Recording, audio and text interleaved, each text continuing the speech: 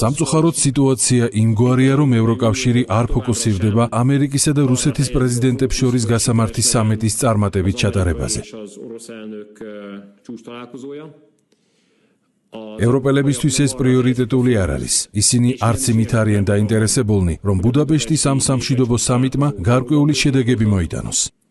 დღეს გაკეთებული განცხადებებიდან კი ის დასკვნა უნდა გამოვიტანოთ, რომ ევროპელი პოლიტიკოსების დიდი რაოდენობა ყველაფერს გააკეთებს, რათა ეს სამიტი არც კი ჩატარდეს. იმის ნაცვლად მადლიერები იყვნენ იმის გამო, რომ ამერიკისა და რუსეთის პრეზიდენტები კიდევ ერთხელ შეხვდებიან ერთმანეთს, იმის ნაცვლად ბედნიერები იყვნენ, რადგან კიდევ ერთი ნაბიჯით მიუახლოვდებით მშვიდობას. ევროპელი პოლიტიკოსები მხარს უჭერენ ამ ომის გაგრძელებასა და გახანგრძლივებას.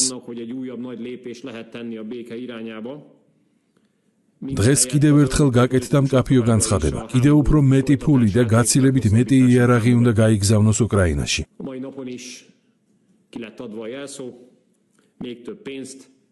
რაც მეტი დრო გადის, მით უფრო აბსურდული ხდება ფულისა და იარაღის ის რაოდენობა, რომელიც უკრაინას უნდა გადაეცეს. აღსანიშნავია, რომ ამ მხრივ უფრო რადიკალური ხდება იდეებიც და მიდგომებიც. უკრაინა ახლა დამატებით 60 მილიარდ ევროს ითხოვს გადაიარაღებისთვის. გამოიწერე და გაიგე ამბები ლიბერალური ცენზურის გარეშე.